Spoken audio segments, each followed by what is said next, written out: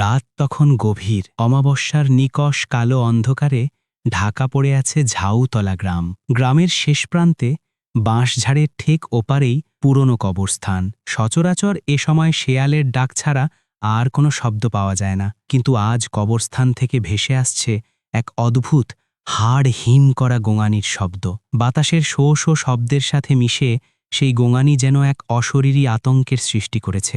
আজ আসরের পর গ্রামের অন্যতম ধনী ব্যবসায়ী জনাব আরমান সাহেব ইন্তেকাল করেছেন। তার জানাজা শেষ হতে হতে মাগরিব পার হয়ে গেছে। গ্রামের নিয়ম অনুযায়ী এশার নামাজের পরপরই তাকে দাফন করার কথা। কাশ মেঘলা, গুমোট গরম, মাঝে মাঝে বিদ্যুৎ চমকাচ্ছে।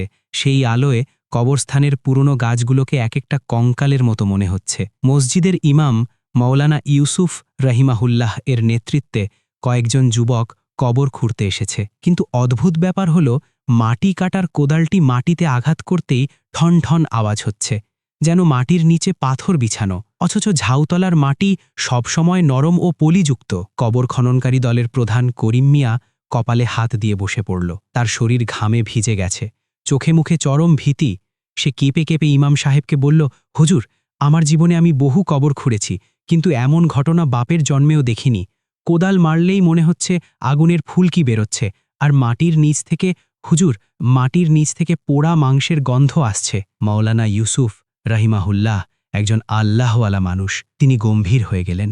তিনি জানেন আরমান সাহেব দুনিয়াবি হিসেবে সফল ছিলেন, কিন্তু তার সম্পদের পাহাড় আর খ্যাতির পেছনে ছিল হাজারো মিথ্যের দেওয়াল। তিনি তাসবি হাতে এগিয়ে এলেন, করিম মিয়াকে সরিয়ে নিজেই কোদাল হাতে নিলেন। বিসমিল্লাহি ওয়া আলা মিল্লাতে রাসূলিল্লাহ বলে তিনি কোদাল চালালেন। কিন্তু হায়, মাটি তো কাটলই না, উল্টো মাটি থেকে এক ঝলক গরম বাতাস বের হয়ে এলো, যা উপস্থিত সকলের মুখমণ্ডল ঝলসে দেওয়ার উপক্রম হলো। মনে হলো যেন কবরের নিচেই জাহান্নামের কোনো দরজা খুলে গেছে। ঠিক সেই মুহূর্তে আকাশে বিদ্যুৎ চমকালো, এবং সেই আলোয় সবাই দেখল এক ভয়াবহ দৃশ্য। কবরের জন্য নির্ধারিত জায়গার ঠিক মাঝখানে একটি বড় কালো সাপ কুণ্ডলি পাকিয়ে বসে আছে। সাপটির চোখ দিয়ে আগুনের মতো ভাটা জ্বলছে। এটি কোনো সাধারণ সাপ নয়, হাদিসে বর্ণিত সেই সুজাউল আকরা বা টেকো সাপ, যা কৃপণ ও মিথ্যুকদের কবরে আজাব দেওয়ার জন্য নির্ধারিত। সবাই ভয়ে পিছিয়ে গেল। মৃতের ছেলে রাশেদ চিৎকার করে কেঁদে উঠল, হুজুর, আমার বাবাকে কি দাফন করা যাবে না? এ কি পরীক্ষা? মাওলানা ইউসুফ রাহিমাহুল্লাহ রাশেদের কাঁধে হাত রাখলেন। তার চোখ দিয়ে পানি পড়ছে। তিনি বললেন, বাবা রাশেদ, মহান আল্লাহ পবিত্র কোরআনে ইরশাদ করেছেন, আর যে আমার জিকির অর্থাৎ স্মরণ ও হুকুম থেকে মুখ ফিরিয়ে নেবে, তার জন্য হবে সংকীর্ণ জীবন, এবং আমি তাকে কিয়ামতের দিন অন্ধ অবস্থায় ওঠাব। সূরা তহা ১২৪।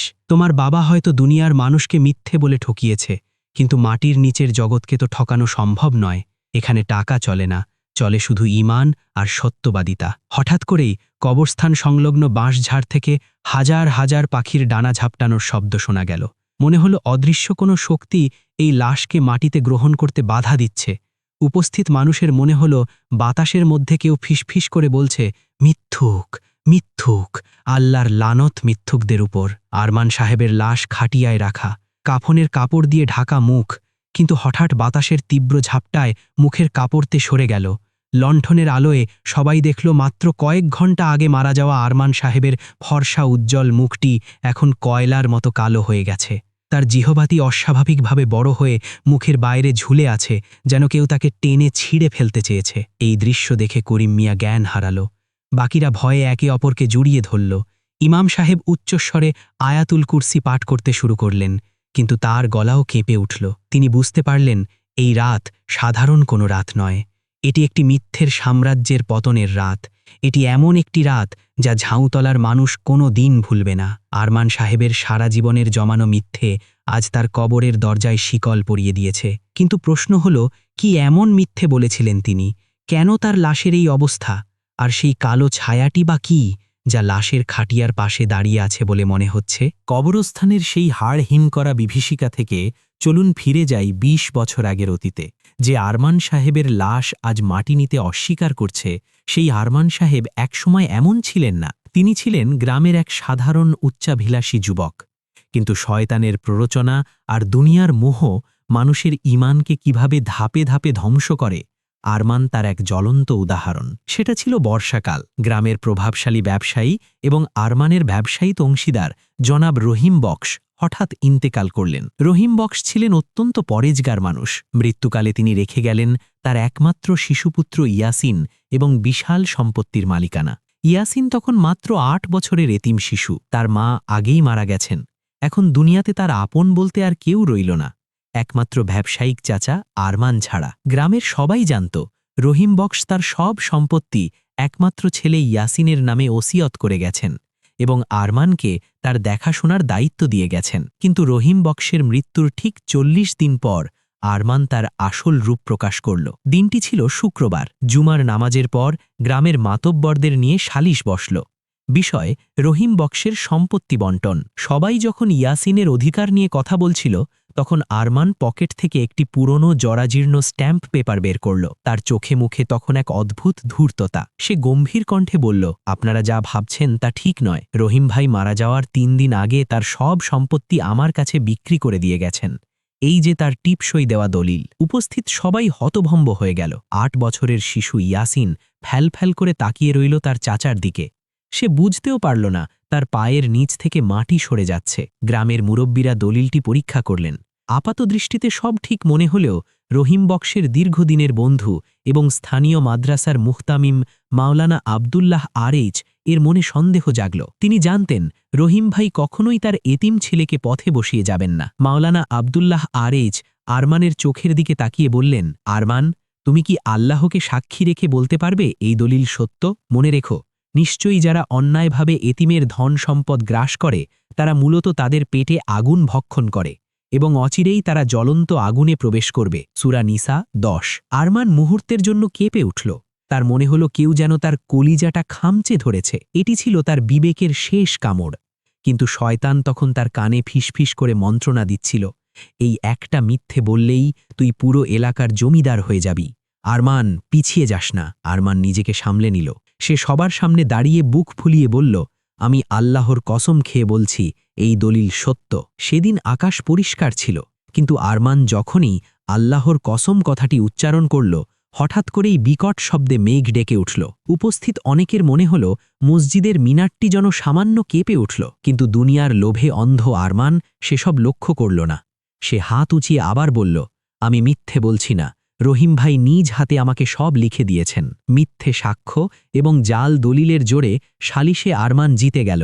এতিম শিশু ইয়াসিনকে তার নিজের বাবার ভিটেমাটি থেকে ঘাড় ধাক্কা দিয়ে বের করে দেওয়া হলো। ইয়াসিন কাঁদতে কাঁদতে আরমানের বাড়ির গেটের সামনে দাঁড়িয়ে আকাশের দিকে হাত তুলেছিল।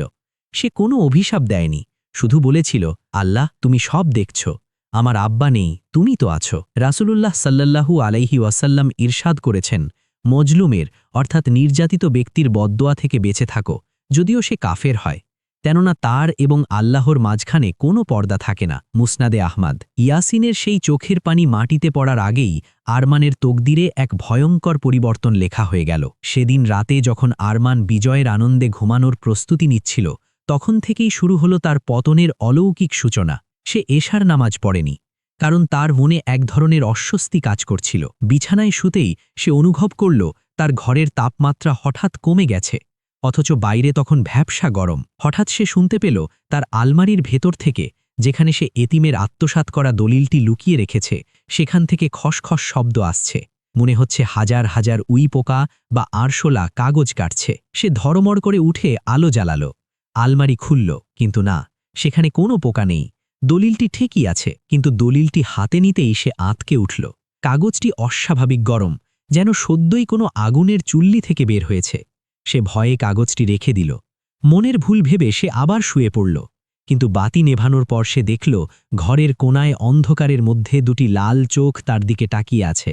সে চিৎকার করতে চাইল, কিন্তু তার গলা দিয়ে কোনো শব্দ বের হল না। সেই ছায়াটি ধীরে ধীরে তার দিকে এগিয়ে আসতে লাগল। ছায়াটির আকৃতি মানুষের মতো, কিন্তু তার কোনো পা নেই, শূন্যে ভাসছে। ছায়াটি আরমানের কানের কাছে এসে ফিসফিস করে বলল, একটা মিথ্যে, হাজারো আগুনের শুরু।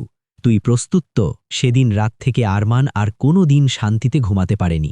সে সম্পদ পেল, গ্রামের অন্যতম ধনী ব্যক্তি হল, কিন্তু হারালো তার মনের শান্তি এবং ঈমান। সে জানত না সে শুধু একটি দলিল জাল করেনি, সে নিজের জন্য জাহান্নামের একটি টিকিট নিশ্চিত করেছে। সেই যে এতিমের হক মেরে খাওয়ার বীজ সে রোপণ করল, ২০ বছর পর আজ সেই বীজের বিষবৃক্ষই তার লাশকে কবরস্থ হতে দিচ্ছে না। কালো স্রোতে কেটে গেছে ১০টি বছর। ঝাউতলা গ্রামের সেই সাধারণ টিনের ঘরটি এখন আর নেই। সেখানে মাথা উঁচু করে দাঁড়িয়ে আছে আরমান সাহেবের দোতলা আলিশান প্রাসাদ আরমান ভিলা। বাড়ির গেটে দামি মার্বেল পাথর, জানালায় বেলজিয়াম গ্লাস। গ্রামের মানুষ দূর থেকেই বাড়ির দিকে তাকিয়ে দীর্ঘশ্বাস ফেলে। কারো চোখে হিংসা, কারো চোখে বিস্ময়। কিন্তু তারা কেউ জানে না এই জৌলুসের আড়ালে লুকিয়ে আছে এক ভয়াবহ শূন্যতা। গত ১০ বছরে আরমান সাহেবের সম্পদ বেড়েছে জ্যামিতিক হারে। শুধু এতিম ইয়াসিনের জমি দখল করেই তিনি ক্ষান্ত হননি। সুদের ব্যবসা, ওজনে কম দেওয়া এবং ভেজাল পণ্যের কারবার, মিথ্যার এমন কোনো শাখা নেই যা তিনি চর্চা করেননি। দুনিয়াবী দৃষ্টিতে তিনি এখন সফল, কিন্তু আল্লাহ রাব্বুল আলামিন পবিত্র কোরআনে ইরশাদ করেছেন, আমি তাদেরকে ধীরে ধীরে এমনভাবে পাকড়াও করব যে তারা টেরও পাবে না। আমি তাদেরকে সময় দিচ্ছি। নিশ্চয়ই আমার কৌশল অত্যন্ত শক্তিশালী। সূরা আল আরাফ ১৮২-১৮৩। ইসলামী পরিভাষায় একে বলা হয় ইস্তিদ্রাজ, অর্থাৎ পাপিষ্ঠ ব্যক্তিকে ঢিল দেওয়া, যাতে সে পাপের চূড়ান্তে পৌঁছায় এবং তার পতনের শব্দ যেন বহু দূর থেকে শোনা যায়। আরমান সাহেবের দিনগুলো কাটে দাপটের সাথে, কিন্তু রাতগুলো কাটে এক অশরীরী আতঙ্কে। তার আলিশান বেডরুমে পৃথিবীর সবচেয়ে দামি এসি লাগানো, অথচ রাত গভীর হলেই ঘরটি যেন হিমশীতল মর্গে পরিণত হয়। সমস্যার শুরুটা হয়েছিল তার স্ত্রী সালমা বেগমকে দিয়ে। সালমা ছিলেন অত্যন্ত ধর্মপরায়ণ ও সহজ সরল নারী। স্বামীর হারাম উপার্জনের কথা তিনি আঁচ করতে পেরেছিলেন। তিনি বহুবার আরমানকে নিষেধ করেছিলেন, কিন্তু আরমান শোনেননি। গত ৩ বছর ধরে সালমা এক অদ্ভুত রোগে ভুগছেন। ডাক্তাররা তার কোনো রোগ খুঁজে পান না। সব রিপোর্ট নরমাল, কিন্তু সালমা শুকিয়ে কাঠ হয়ে যাচ্ছেন। প্রতি রাতে সালমা চিৎকার করে ওঠেন। তার মনে হয় ঘরের ছাদ থেকে হাজার হাজার বিছা আর সাপ তার বিছানায় ঝরে পড়ছে। তিনি আরমানকে জড়িয়ে ধরে বলেন, ওগো, তুমি কি দেখতে পাচ্ছ না ওই কোনায় কে দাঁড়িয়ে আছে? তার শরীর দিয়ে রক্ত চুইয়ে পড়ছে। আরমান বিরক্ত হয়ে ধমক দেন, এসব তোমার মনের ভুল, ওষুধ খাও, ঠিক হয়ে যাবে। কিন্তু আরমানও জানে এটা মনের ভুল নয়, কারণ সালমা যা দেখে আরমান তা অনুভব করে। আজ রাতটা অন্যরকম। বাইরে ঝুম বৃষ্টি হচ্ছে। আরমান সাহেব তার ব্যক্তিগত অফিস কক্ষে বসে টাকার হিসাব করছেন। আজ তিনি এক গরিব কৃষকের জমি মিথ্যে দলিলের মাধ্যমে দখল করে নিয়েছেন। তার সামনে টাকার বান্ডিল স্তূপ করা। হঠাৎ টাকার নোটগুলোর দিকে তাকিয়ে তার মনে হলো ওগুলো টাকা নয়, এক একটা জ্যান্ত আগুনের টুকরো। তিনি চমকে উঠে চোখ ডললেন। না, টাকাই তো, কিন্তু তার আঙুলের ডগাগুলো জ্বলে যাচ্ছে কেন? ঠিক তখনই লোডশেডিং হলো। পুরো বাড়ি অন্ধকারে ডুবে গেল। জেনারেটর চালু হতে কয়েক সেকেন্ড সময় লাগে। এই কয়েক সেকেন্ডের অন্ধকারে আরমান অনুভব করলেন তার ঠিক পেছনে কেউ দাঁড়িয়ে আছে। কারো ভারী নিঃশ্বাসের শব্দ তার ঘাড়ে এসে পড়ছে। নিঃশ্বাসে পচা মাংসের দুর্গন্ধ। আরমান সাহস সঞ্চয় করে বললেন, কে কে ওখানে? কোনো উত্তর নেই। শুধু ঘর জুড়ে এক অট্টহাসির প্রতিধ্বনি শোনা গেল। সেই হাসি যেন মানুষের নয়, কোনো হিংস্র পশুর। জেনারেটরের আলো জ্বলে উঠতেই আরমান পেছনে তাকালেন। কেউ নেই, কিন্তু তিনি স্পষ্ট দেখলেন তার সদ্য পালিশ করা দামি মেহগনি কাঠের ফ্লোরে একজোড়া বড় পায়ের ছাপ। ছাপগুলো কাদা বা পানির নয়, যেন ছাই দিয়ে আঁকা, আর সেই ছাপগুলো ধীরে ধীরে মিলিয়ে যাচ্ছে। আরমান ঘামতে শুরু করলেন। তিনি পানি খাওয়ার জন্য গ্লাস হাতে নিলেন। গ্লাসে চুমুক দিতেই তার মনে হলো তিনি পানি নয়, ফুটন্ত গরম তেল খাচ্ছেন। ব্যথায় কেকিয়ে উঠে তিনি গ্লাস ফেলে দিলেন। তার জিহ্বা যেন পুড়ে অঙ্গার হয়ে গেল। রাসূলুল্লাহ সাল্লাল্লাহু আলাইহি ওয়াসাল্লাম বলেছেন, যে ব্যক্তি মিথ্যা কসম খেয়ে কোনো মুসলিমের হক নষ্ট করে, আল্লাহ তার জন্য জাহান্নাম ওয়াজিব করে দেন এবং জান্নাত হারাম করে দেন। সহিহ মুসলিম। আরমানের মনে হল সেই জাহান্নামের সামান্য স্বাদ তিনি এখনই দুনিয়াতে পাচ্ছেন। সেদিন রাতে আরমান বাথরুমে গেলেন। আয়নার সামনে দাঁড়িয়ে নিজের চেহারা দেখছিলেন। হঠাৎ তিনি লক্ষ্য করলেন এক ভয়ঙ্কর দৃশ্য। আয়নার ভেতরের আরমানটি তার সাথে নড়ছে না। আরমান ভয়ে জমে গেল। তিনি হাত নাড়ালেন, কিন্তু আয়নার ভেতরের আরমান স্থির হয়ে দাঁড়িয়ে রইল। আয়নার ভেতরের আরমানের চোখ দুটো ছিল রক্তজবা ফুলের মতো লাল। ঠোঁটের কোণে ছিল এক শয়তানি হাসি। হঠাৎ আয়নার ভেতরের প্রতিবিম্বটি কথা বলে উঠল। তার কণ্ঠস্বর আরমানের মতো নয়, বরং বহু দূর থেকে ভেসে আসা এক খোনা গলার স্বর। সে বলল, কি আরমান সাহেব, ভয় পাচ্ছেন? এত সম্পদ, এত টাকা, এত ক্ষমতা, কিন্তু শান্তি কোথায়? আমি তো আসিনি, তুমি আমাকে দাওয়াত দিয়ে এনেছ। তোমার প্রতিটি মিথ্যা আমার এক একটা অঙ্গ তৈরি করেছে। এখন আমি তোমার ছায়া, আমিই তোমার সঙ্গী। আরমান চিৎকার করে আয়নাটি ভেঙে ফেলতে চাইলেন, কিন্তু তার হাত নড়ল না। এক অদৃশ্য শক্তি তাকে জাপটে ধরে রেখেছে। সে অনুভব করল তার গলার চারপাশে অদৃশ্য কোনো সাপ পেঁচিয়ে ধরছে, শ্বাস নিতে কষ্ট হচ্ছে। ঠিক সেই মুহূর্তে ফজরের আজান ভেসে এলো মসজিদ থেকে। আসসালাতু খাইরুম মিনান নাউম। আজানের শব্দ কানে আসতেই সেই অদৃশ্য বাঁধনটি একটু শিথিল হল, আয়নার প্রতিবিম্ব স্বাভাবিক হয়ে গেল। আরমান মেঝেতে বসে পড়লেন, হাঁপাচ্ছেন। তার শরীর ঘামে ভিজে একাকার হয়ে গেছে। তিনি বুঝতে পারলেন তার সাজানো বাগান শুকিয়ে যাচ্ছে। তার অঢেল সম্পদ তাকে শান্তি দিতে পারছে না, বরং এই সম্পদই এখন তার গলার ফাঁস হয়ে দাঁড়িয়েছে। কিন্তু মানুষের মন বড়ই অদ্ভুত। এত কিছুর পরেও আরমানের অহংকার ভাঙল না।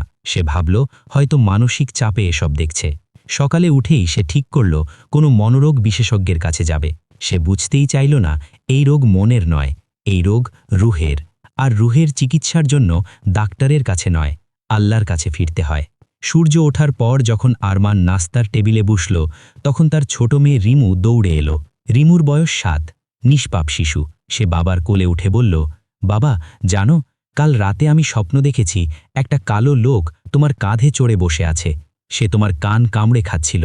মেয়ের মুখে এই কথা শুনে আরমানের হাত থেকে চায়ের কাপটি পড়ে চূর্ণ বিচূর্ণ হয়ে গেল। এটি কি শুধুই শিশুর স্বপ্ন, নাকি আগামীতে ধেয়ে আসা মহা বিপদের এক সতর্কবার্তা? পরের দিন সকালটা ছিল মেঘলা। সূর্য মেঘের আড়ালে লুকোচুরি খেলছে, যেন পৃথিবীর এই পাপপূর্ণ দৃশ্য সে দেখতে চাইছে না। আরমান সাহেব আজ তার নতুন প্রজেক্ট আরমান সুপারমার্কেটের নির্মাণ কাজ পরিদর্শনে এসেছেন। ঝাউতলা বাজারের ঠিক মাঝখানে বিশাল এই মার্কেট তৈরি হচ্ছে। শ্রমিকরা হাড় ভাঙা খাটুনি খাটছে, আর আরমান সাহেব চেয়ারে বসে পায়ের উপর পা তুলে তদারকি করছেন। তার চারপাশে চামচারা ঘিরে আছে, যারা অনবরত তার প্রশংসা করে যাচ্ছে। আরমান সাহেবের পরনে দামি সাদা পাঞ্জাবি, চোখে কালো চশমা। গত রাতের সেই ভয়ঙ্কর অভিজ্ঞতা তিনি জোর করে মন থেকে মুছে ফেলার চেষ্টা করছেন। তিনি নিজেকে বোঝাচ্ছেন ওটা ছিল অতিরিক্ত কাজের চাপ আর লোডশেডিংয়ের হ্যালুসিনেশন। তার এত টাকা, এত ক্ষমতা, জিন ভূত তার কি করবে? ঠিক দুপুরের দিকে যখন জোহরের আজান ভেসে আসছে, তখন ভিড় ঠেলে একজন বৃদ্ধ মানুষ নির্মাণস্থলের দিকে এগিয়ে এলেন। তার পিঠ সামান্য বাঁকা, হাতে তাসবি, গায়ে অতি সাধারণ কিন্তু পরিচ্ছন্ন সুতি কাপড়। মুখের সাদা দাড়িগুলো যেন নূর বা আলো ছড়াচ্ছে। তিনি আর কেউ নন, এই এলাকার সবচেয়ে সম্মানিত বুজুর্গ এবং প্রবীণ আলেম হাফেজ মাওলানা ইদ্রিস রহমতুল্লাহ আলাই। তিনি ছোটবেলায় আরমানকে মক্তবে পড়াতেন। আরমানের চামচারা হুজুরকে দেখে পথ ছেড়ে দিল। মাওলানা ইদ্রিস সোজা আরমানের সামনে এসে দাঁড়ালেন। তার দৃষ্টি শান্ত কিন্তু অত্যন্ত তীক্ষ্ণ, যেন তিনি আরমানের চামড়া ভেদ করে ভেতরের কালো আত্মাটাকে দেখতে পাচ্ছেন। আরমান কিছুটা বিরক্ত হলেন, কিন্তু লোকলজ্জার ভয়ে চেয়ার ছেড়ে উঠে দাঁড়ালেন না। পকেট থেকে 500 টাকার একটি নোট বের করে বাড়িয়ে দিয়ে বললেন, হুজুর, মাদ্রাসার চাঁদা নিতে এসেছেন? এই নিন, রাখুন, এখন আমি একটু ব্যস্ত। মাওলানা ইদ্রিস টাকার দিকে তাকালেন না। তিনি আরমানের চোখের দিকে তাকিয়ে ধীর কিন্তু স্পষ্ট কণ্ঠে বললেন, আরমান, আমি ভিক্ষা নিতে আসিনি। আমি এসেছি তোমাকে শেষবারের মতো সতর্ক করতে। তোমার টাকার গন্ধে আমি বিষ্ঠার দুর্গন্ধ পাই। তুমি কি ভাবছ এই ইটের দালান তোমাকে আল্লাহর আযাব থেকে বাঁচাবে? আরমানের মুখ অপমানে লাল হয়ে গেল। সবার সামনে একজন মৌলবি তাকে এভাবে কথা শোনাচ্ছে। সে রেগে বলল, হুজুর, নিজের চরকায় তেল দিন। আমি হালাল হারাম বুঝি। আল্লাহ যদি আমার উপর অসন্তুষ্ট হতেন তবে আমাকে এত সম্পদ দিতেন না। দেখছেন না আমি দিন দিন কত উপরে উঠছি? মাওলানা ইদ্রিস করুণার দৃষ্টিতে তাকানেন। তিনি বললেন, বোকা ছেলে, তুমি এটাকে সাফল্য ভাবছ? রাসূলুল্লাহ সাল্লাল্লাহু আলাইহি ওয়াসাল্লাম বলেছেন, যখন দেখবে আল্লাহ কোনো বান্দাকে পাপ করা সত্ত্বেও দুনিয়ার নিয়ামত দিয়ে যাচ্ছেন, তখন বুঝবে এটা ইস্তিদরাজ বা ধীরে ধীরে ধ্বংসের দিকে নিয়ে যাওয়া। ফেরাউনকেও আল্লাহ অঢেল সম্পদ দিয়েছিলেন, যাতে তার পতনটা হয় সুউচ্চ শিখর থেকে। আরমান তাচ্ছিল্যের হাসি হাসলেন। এসব ওল্ড স্কুল কথাবার্তা মসজিদে গিয়ে বলুন। এবার মাওলানা ইদ্রিস এক ধাপে গিয়ে এলেন। তিনি ফিসফিস করে বললেন, আরমান, তুমি হয়তো মানুষকে ফাঁকি দিচ্ছ, কিন্তু তোমার সাথে যে ছায়াটা ঘুরছে তাকে আমি দেখতে পাচ্ছি। তোমার কাঁধের যে ভারী বোঝা তা কি তুমি অনুভব করো না? গত রাতে আয়নায় যা দেখেছ তা মনের ভুল ছিল না। আরমানের বুকের ভেতরটা ধক করে উঠল। হুজুর জানলেন কি করে গত রাতের কথা? সে তো কাউকে বলেনি। ভয়ে তার গলা শুকিয়ে গেল, কিন্তু শয়তানি জেদ তাকে হার মানতে দিল না। সে চিৎকার করে উঠল, চুপ করুন, আপনি আমাকে ভয় দেখাচ্ছেন? আপনি একজন ভণ্ড, এখান থেকে দূর হয়ে যান, নইলে আমি। কথা শেষ করার আগেই আরমানের জিভটা যেন হঠাৎ আটকে গেল। সে কথা বলতে চাইল, কিন্তু মুখ দিয়ে শুধু গো গো শব্দ বের হতে লাগল। মাওলানা ইদ্রিস দীর্ঘশ্বাস ফেললেন। তিনি আকাশের দিকে তাকিয়ে বললেন, হে আল্লাহ, আমি আমার দায়িত্ব পালন করেছি, আমি পৌঁছে দিয়েছি তোমার সতর্কবাণী। এরপর আরমানের দিকে তাকিয়ে কঠোর স্বরে বললেন, আরমান, রাসূলুল্লাহ সাল্লাল্লাহু আলাইহি ওয়াসাল্লাম বলেছেন, মুনাফিকের আলামত ৩টি: যখন কথা বলে মিথ্যা বলে, যখন ওয়াদা করে ভঙ্গ করে, এবং যখন তার কাছে আমানত রাখা হয় সে খিয়ানত করে। সাহি বুখারী। তুমি এতিম ইয়াসিনের হক মেরেছ, মিথ্যা কসম খেয়েছ। মনে রেখো, তোমার এই জিহ্বা, যা দিয়ে তুমি অনর্গল মিথ্যা বলছ, এটাই হবে তোমার কাল। এই দুনিয়াতেই তুমি তার শাস্তি পাবে। হুজুর চলে যাওয়ার জন্য ঘুরলেন। ঠিক সেই মুহূর্তে পরিষ্কার আকাশে হঠাৎ এক ফালি কালো মেঘ জমে গেল আরমানের মাথার ওপর। একটা কাক উড়ে এসে আরমানের মাথার ওপর বসল এবং বিকট স্বরে ডাকতে শুরু করল। আরমানের মনে হল কাকটি সাধারণ কোনো পাখি নয়, এর চোখগুলো সেই সাপের চোখের মতো জ্বলজ্বলে। শ্রমিকরা কানাঘুষি শুরু করল। আরমান নিজেকে সামলে গিয়ে চিৎকার করে বলল, তাকাও কি, কাজে যাও সব। কিন্তু তার নিজের কণ্ঠস্বর নিজের কানেই অচেনা লাগল। মনে হলো তার গলার ভেতর থেকে দুটো ভিন্ন স্বরে আওয়াজ বের হচ্ছে, একটি তার নিজের, অন্যটি কোনো ভাঙা কর্কশ গলার। সেদিন দুপুরে আরমান খেতে বসেছিল, প্লেটে সুস্বাদু বিরিয়ানি, কিন্তু প্রথম লোকমা মুখে দিতেই সে চিৎকার করে খাবার ফেলে দিল। তার মনে হলো সে এক মুঠো জ্বলন্ত কয়লা মুখে দিয়েছে। তার জিহ্বায় ফোসকা পড়ে গেল। সে পানি খায়, কিন্তু পানিও মনে হলো ফুটন্ত অ্যাসিড। আয়নার সামনে গিয়ে সে জিহ্বা বের করল। দেখল তার জিহ্বার ঠিক মাঝখানে একটি কালো দাগ পড়েছে। দাগটি দেখতে হুবহু একটি ছোট সাপের ফনার মতো। মাওলানা ইদ্রিসের কথাগুলো তার কানে বাজতে লাগল, তোমার এই জিহ্বা, এটাই হবে তোমার কাল। আরমান বুঝতে পারল তার সময় ঘনিয়ে আসছে, কিন্তু তৌবা করার মতো মানসিক শক্তি তার আর অবশিষ্ট নেই। তার অন্তর মোহর মেরে বন্ধ করে দেওয়া হয়েছে। সে এখন জেদের বশবর্তী হয়ে আরও বড় ভুল করার সিদ্ধান্ত নিল। সে ভাবল, হুজুর নিশ্চয়ই কোনো জাদু করেছে, জাদুর কাটান দিতে হবে। আর এই চিন্তাই তাকে নিয়ে যাবে শিরকের অন্ধকার জগতে, যা ক্ষমার অযোগ্য অপরাধ। মানুষ যখন আল্লাহকে ভুলে যায়, তখন শয়তান তাকে ভুল পথের সন্ধান দেয়। আরমান সাহেব ভাবলেন, মাওলানা ইদ্রিস নিশ্চয়ই তার উপর কোনো শক্তিশালী বান বা জাদু করেছেন, যার কারণে তার জিহ্বায় এই জ্বালাপোড়া এবং রাতের সেই ভয়ঙ্কর দর্শন। তার অন্ধকার মন এটা মানতেই চাইল না যে এটা আল্লাহর পক্ষ থেকে আসা কোনো সতর্ক বার্তা। বাঁচার জন্য তিনি এবার বেছে নিলেন কুফুরির পথ। শহরের কোলাহল থেকে বহু দূরে দুর্গম পাহাড়ি এলাকার এক অন্ধকার খাদ, যা স্থানীয়দের কাছে জিনের উপত্যকা বা কালী পাহাড় নামে পরিচিত। লোকমুখে শোনা যায় ওখানে দিনের বেলাতেও সূর্যের আলো ঠিক মতো পৌঁছায় না। আরমান সাহেব তার দামি গাড়িটি পাহাড়ের নিচে রেখে এক বিশ্বস্ত অনুচরকে নিয়ে পায়ে হেঁটে ওপরে উঠছেন। রাত তখন প্রায় 2টো। চারপাশের পরিবেশ মৃত্যুপুরীর মতো শান্ত। মাঝে মাঝে অদ্ভুত এক ধরনের পাখির ডাক শোনা যাচ্ছে, যা মানুষের বাচ্চার কান্নার মতো শোনায়। আরমানের শরীর ভয়ে কাঁটা দিয়ে উঠল, কিন্তু জিদ এবং অহংকার তাকে সামনে এগিয়ে নিয়ে গেল। পাহাড়ের একটি গুহার সামনে এসে তারা থামল। গুহার মুখ থেকে পচা মাংস আর পোড়া ধূপের গন্ধ বেরোচ্ছে। ভিতরে টিমটিম করে আগুন জ্বলছে। গুহার প্রবেশপথে মানুষের হাড় এবং লাল সুতো দিয়ে কিছু অদ্ভুত নকশা আঁকা। ভেতরে বসে আছে এক তান্ত্রিক, জট ধরা চুল, গায়ে কালচে আলখেল্লা, গলায় হাড়ের মালা। তার চোখ দুটো ঘোলাটে, যেন সে এই পৃথিবীর কিছু দেখছে না। আরমান ভেতরে ঢুকতেই তান্ত্রিক বিকট শব্দে হেসে উঠল। সেই হাসি গুহার দেয়ালে ধাক্কা খেয়ে প্রতিধ্বনিত হতে লাগল। এসো হে ধনাঢ্য মিথ্যুক, আমি তোমার আশার অপেক্ষায় ছিলাম। তান্ত্রিকের কণ্ঠস্বর যেন পাথরে ঘষা লাগা শব্দের মতো খসখসে। আরমান চমকে উঠলেন, তুমি আমাকে চেনো? তান্ত্রিক আবার হাসল, তোমার সাথে যে বন্ধুটি সব সময় থাকে তার গায়ের গন্ধ আমি অনেক দূর থেকেই পাই। তোমার জিহ্বা পুড়ছে তাই তো? তোমার রাতের ঘুমে বিভীষিকা? আরমান হাঁপাতে হাঁপাতে বললেন, হ্যাঁ বাবা, ওই বুড়ো মৌলবী আমার ওপর জাদু করেছে। আমাকে বাঁচান, আমি যে কোনো মূল্য দিতে রাজি। তান্ত্রিকের চোখ হঠাৎ জ্বলে উঠল। সে বলল, মৌলবী কোনো জাদু করেনি, এটা ওপরওয়ালার মার।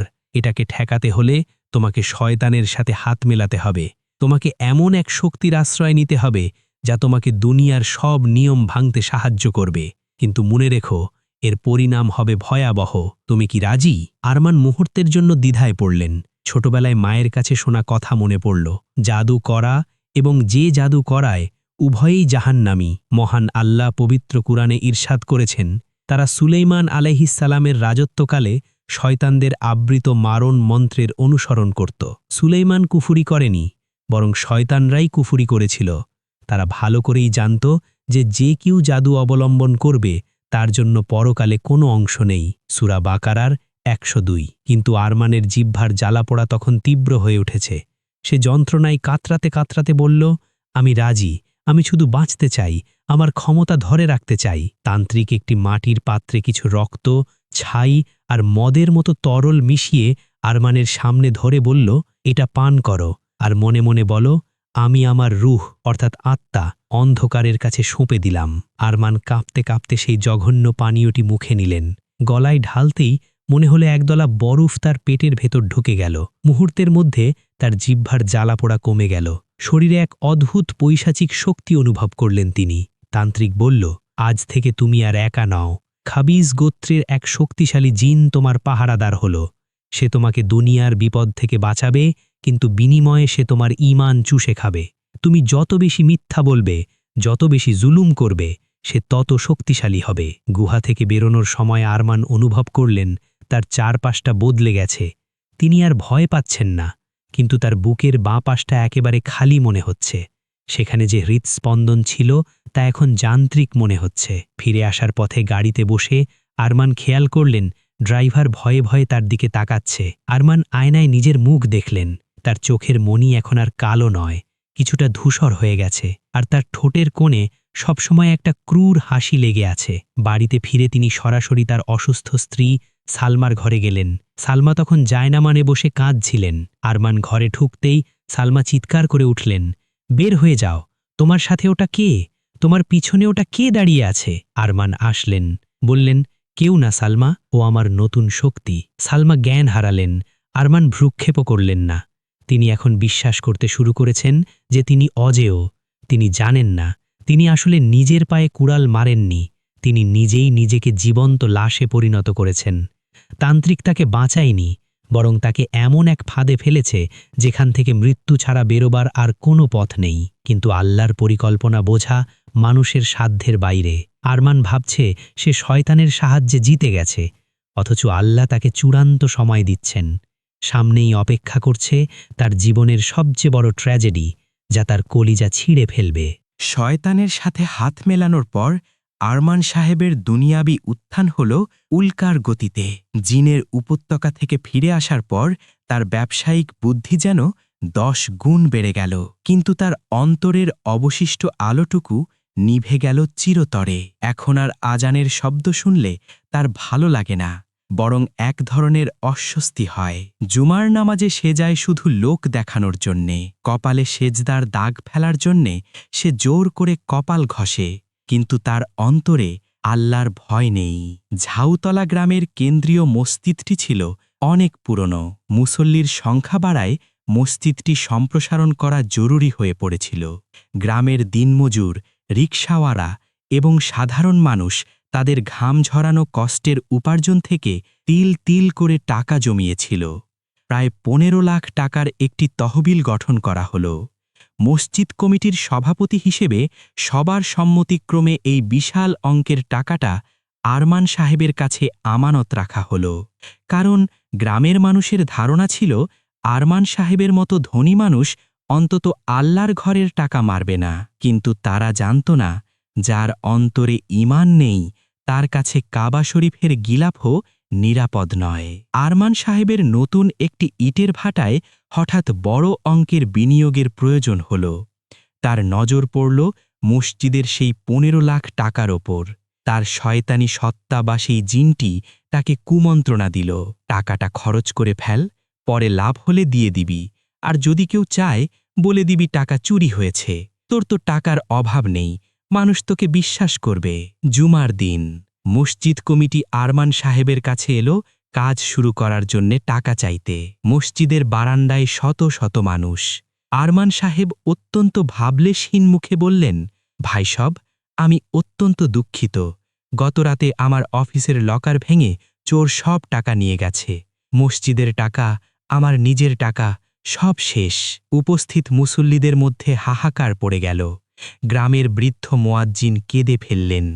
তিনি বললেন, আরমান বাবা, এটা গরিবের রক্ত পানি করা টাকা, এটা আল্লাহর ঘর তৈরির টাকা, তুমি কি সত্যি বলছ? আরমান সাহেব এবার অভিনয় শুরু করলেন। তিনি চোখের পানি ফেলার ভান করে আকাশের দিকে হাত তুলে বললেন, আল্লাহর কসম, আমি সত্য বলছি, চোর আমার সব নিয়ে গেছে।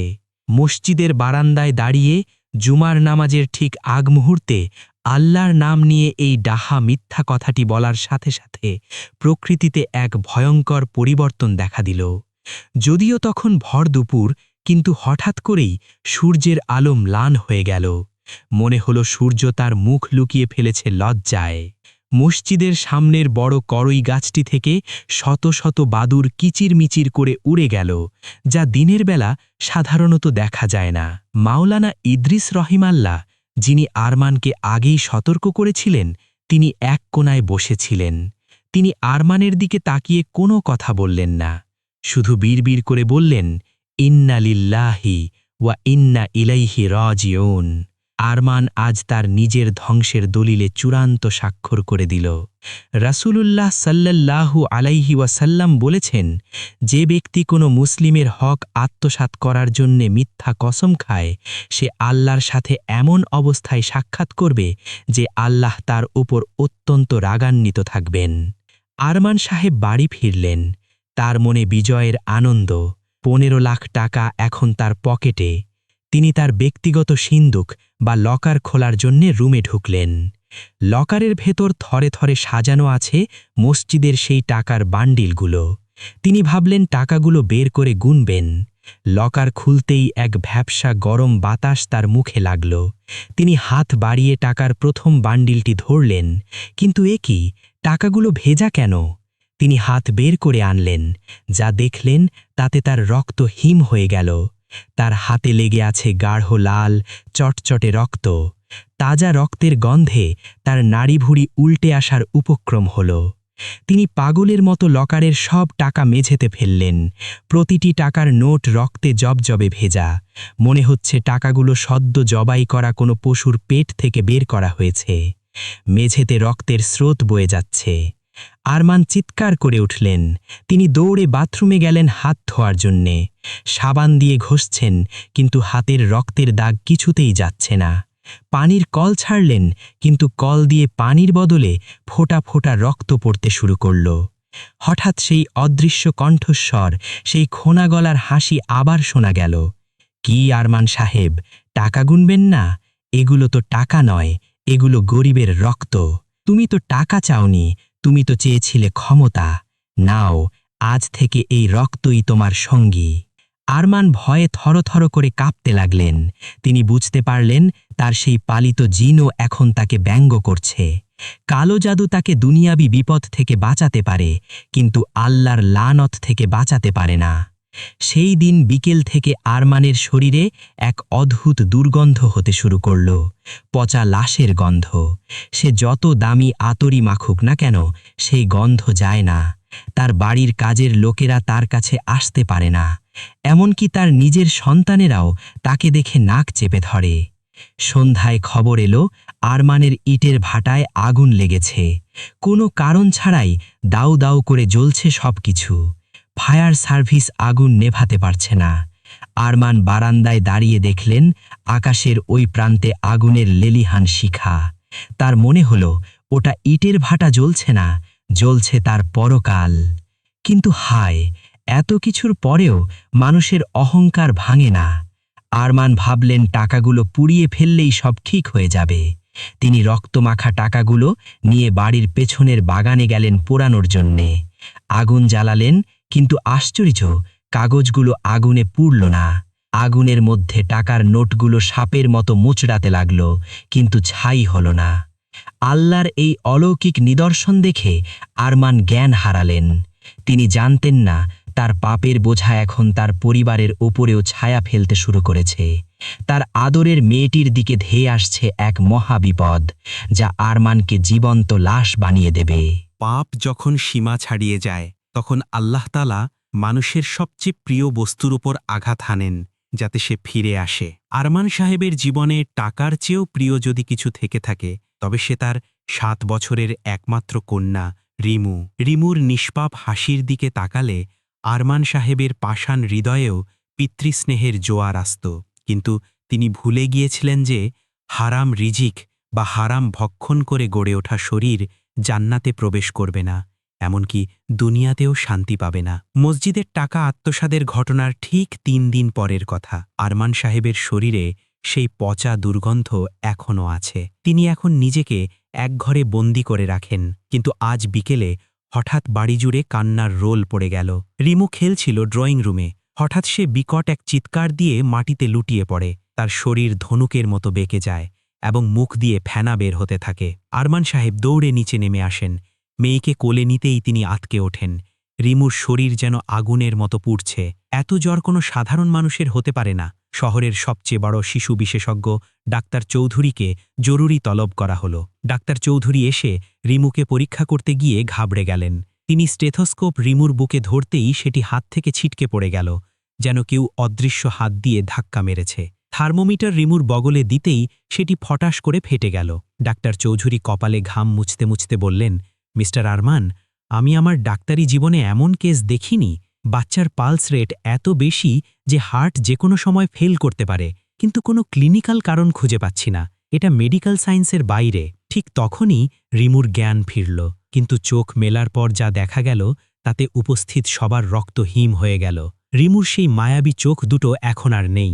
তার চোখের মণি উল্টে গেছে, শুধু সাদা অংশ দেখা যাচ্ছে, আর চোখের সাদা অংশে ফুটে উঠেছে রক্তের মতো লাল শিরা উপশিরা। রিমু উঠে বসল।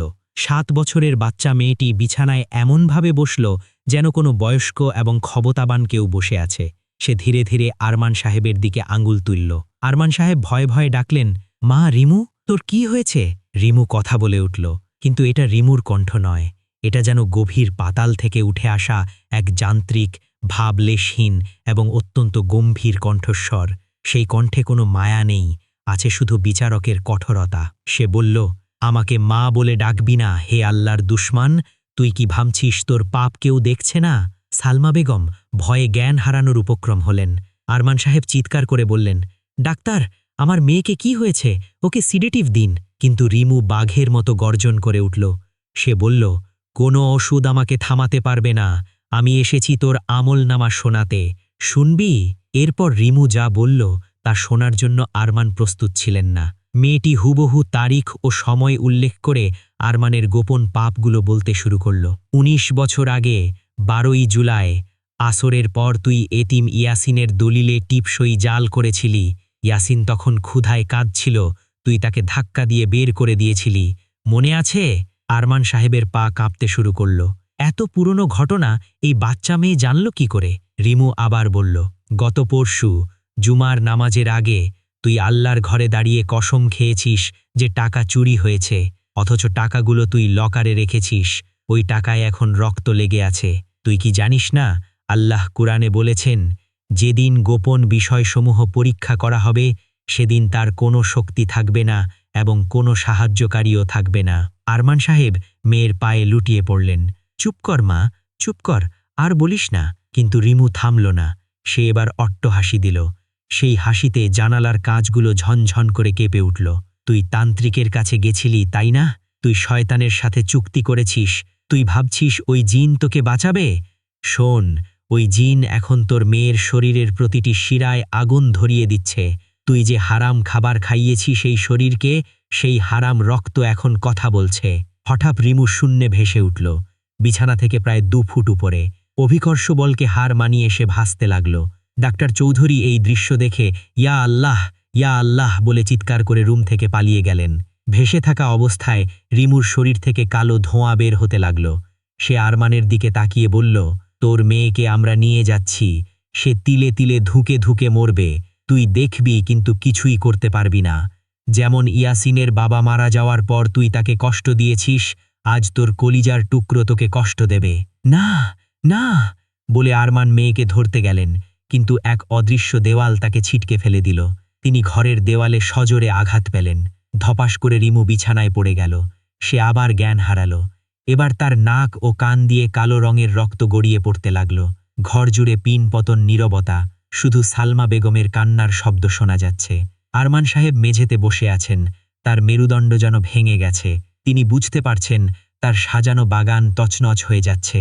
তার অঢেল সম্পদ, তার ক্ষমতা, কিছুই তার মেয়েকে এই আযাব থেকে বাঁচাতে পারছে না।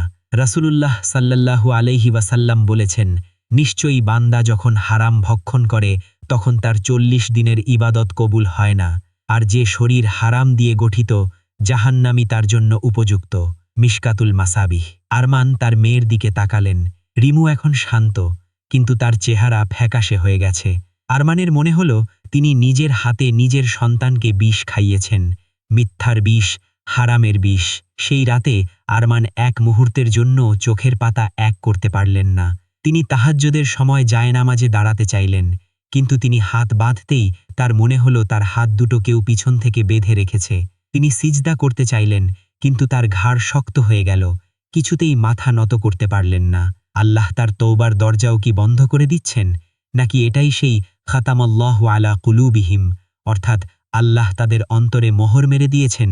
আরমান বুঝতে পারলেন তিনি এক অদৃশ্য কারাগারে বন্দী হয়ে গেছেন, যেখান থেকে বের হওয়ার চাবি তিনি নিজেই সমুদ্রে ফেলে দিয়েছেন।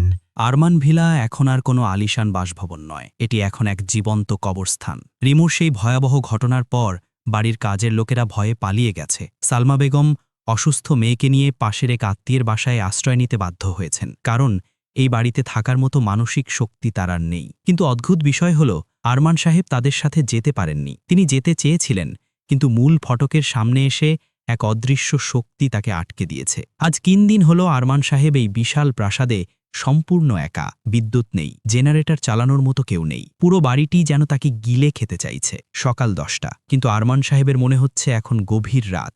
জানালার পর্দাগুলো টানা, কিন্তু তিনি সাহস করে পর্দা সরাতে পারছেন না, কারণ গতবার যখন তিনি জানালা দিয়ে বাইরে তাকাতে চেয়েছিলেন, তখন তিনি দেখেছিলেন বাইরের আকাশ টকটকে লাল এবং আকাশ থেকে আগুনের বৃষ্টি ঝরছে, অথচ বাস্তবে তখন রোদ ঝলমলে সকাল ছিল। মহান আল্লাহ পবিত্র কুরআনে সত্য প্রত্যাখ্যানকারীদের মানসিক অবস্থা সম্পর্কে বলেছেন, তাদের দৃষ্টির সামনে পর্দা এবং তাদের পেছনে পর্দা স্থাপন করেছি, ফলে তারা কিছুই দেখতে পায় না। সূরা ইয়াসিন ৯ নম্বর আয়াত। আরমান সাহেবের গলা শুকিয়ে কাঠ হয়ে গেছে। তিনি ডাইনিং টেবিলে গেলেন, সেখানে ফলের ঝুড়িতে আপেল আর আঙুর রাখা আছে। ক্ষুধার তীব্র যন্ত্রণায় তিনি একটি আপেল হাতে নিলেন। আপেলটি দেখতে সতেজ ও লোভনীয়, কিন্তু তিনি যখনই আপেলটিতে কামড় দিলেন, সাথে সাথে তার মুখের ভেতরটা রক্তাক্ত হয়ে গেল।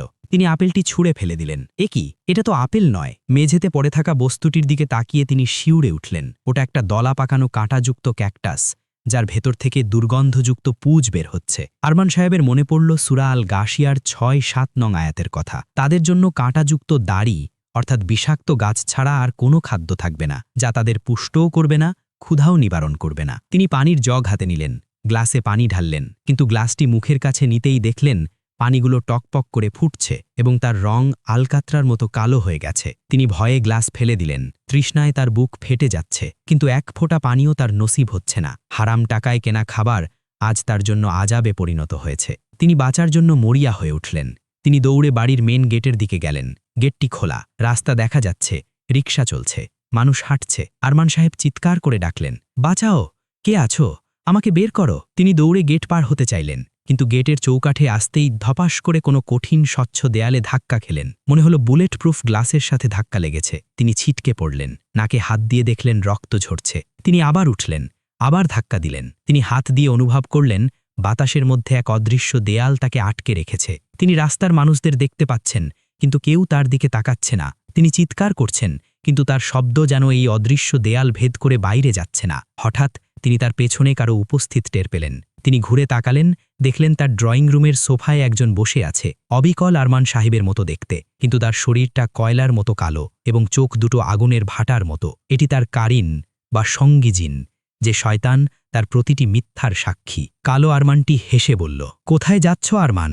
এই তো তোমার জান্নাত। তুমি তো এই বাড়িটি বানানোর জন্য এতিমের হক মেরেছিলে, সুদের টাকা খেয়েছিলে, মিথ্যা সাক্ষী দিয়েছিলে। এখন এই জান্নাত ছেড়ে যেতে চাইছ কেন? আরমান সাহেব কাঁদতে কাঁদতে বললেন, আমাকে যেতে দাও, আমি ভুল করেছি, আমি সব দান করে দেব, আমি তওবা করব। কালো ছালাটি বিকট শব্দে হেসে উঠল, তওবা? এখন? সূর্য যখন ডুবে যায় তখন কি আর দিনের আলো ফিরে আসে?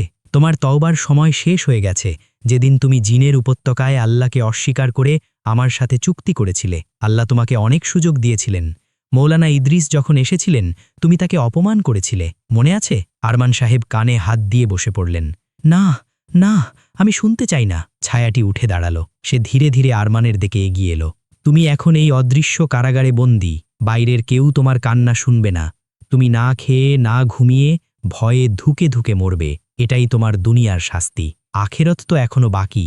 আরমান সাহেব ভয়ে দোতলায় নিজের বেডরুমে পালিয়ে গেলেন, দরজা বন্ধ করে দিলেন। কিন্তু দরজা বন্ধ করেও শান্তি নেই। তিনি দেখলেন তার ঘরের দেওয়ালগুলো থেকে চুন সুরকি খসে পড়ছে এবং সেখানে ইটের বদলে মানুষের কঙ্কালের খুলি বেরিয়ে আসছে। খুলিগুলো যেন তার দিকে তাকিয়ে দাঁত বের করে হাসছে। তিনি বিছানায় শুয়ে পড়লেন, বালিশ দিয়ে কান ঢাকলেন, কিন্তু বালিশের ভেতর থেকে হিস হিস শব্দ আসতে লাগল। তিনি বালিশ ছুঁড়ে ফেলে দিলেন। দেখলেন বালিশের তুলোগুলো সব ছোট ছোট সাপে পরিণত হয়েছে। এই অবস্থায় তার মোবাইল ফোনটি বেজে উঠল। স্ক্রিনে লেখা অফিস। আরমান সাহেব কাঁপা কাঁপা হাতে ফোনটি রিসিভ করলেন। ভাবলেন হয়তো কেউ তাকে বাঁচাতে পারবে। হ্যালো হ্যালো, আমাকে বাঁচাও, তিনি চিৎকার করলেন। ওপাশ থেকে কোনো মানুষের শব্দ আসলো না। এলো এক হাড় হিম করা যান্ত্রিক আওয়াজ, যা পবিত্র কুরআনের আয়াত তেলাওয়াত করছে। আজ আমি তাদের মুখে মোহর এঁটে দেব।